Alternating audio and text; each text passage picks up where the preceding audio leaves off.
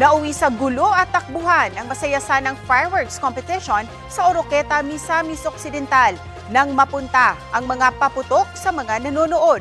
Sa Bacolod City naman, isang sasakyan ang bumaliktad matapos bumangga sa poste sa Center Island. Ang miinit na balita hatid ni Cyril Chavez ng GMA Regional TV.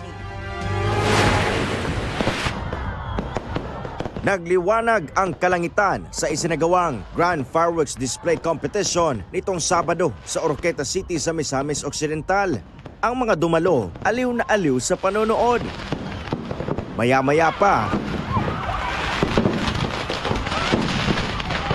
biglang nagkagulo at nagsitakbuhan ang mga nanonood.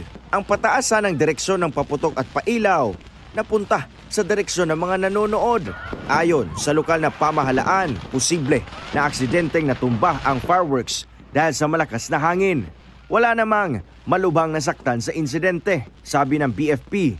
Bago ang kompetisyon, dumaan sa kanilang inspeksyon ang setup ng mga kalahok at pumasa naman ang mga ito. Dahil magpapatuloy pa rin ang kompetisyon tuwing weekend hanggang Pasko, masihigpitan daw ng BFP ang pag-inspeksyon sa safety measures. Titiyakin naman ng LGU na masusunod ang mga pulisiya para iwas aksidente.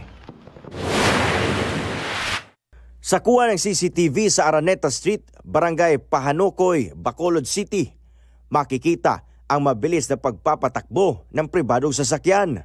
Nagdire-diretso sa Center Island at bumangga sa isang poste ang sasakyan. Bumaliktad ito habang natumba naman ang poste. Wala namang ibang motorista o sasakyang nadamay. Ayon sa Traffic Enforcement Unit ng Bacolod City Police, nagtamo ng ilang sugat sa kamay at tiyan ang driver. Walang pahayag ang driver, pero ayon sa pulisya, hindi naman siya nakainom ng alak.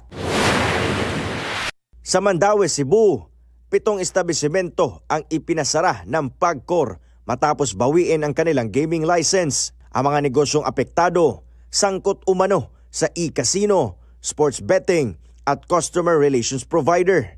Hindi na idinetalye ng PAGCOR ang dahilan nito, pero ipinaalam na lang nila sa LGU ang desisyon para magawan ng kaukulang aksyon. Sa inspeksyon ng Business Permit and Licensing Office ng Mandaue City noong July, napag-alamang sarado na at hindi na nag-ooperate ang 7 establisimento. Pero susulatan pa rin daw nila ang mga kumpanya para formal na abisuhang na kansela na ang kanilang PAGCOR accreditation. Cyril Chavez ng GMA Regional TV, nagbabalita para sa GMA Integrated News.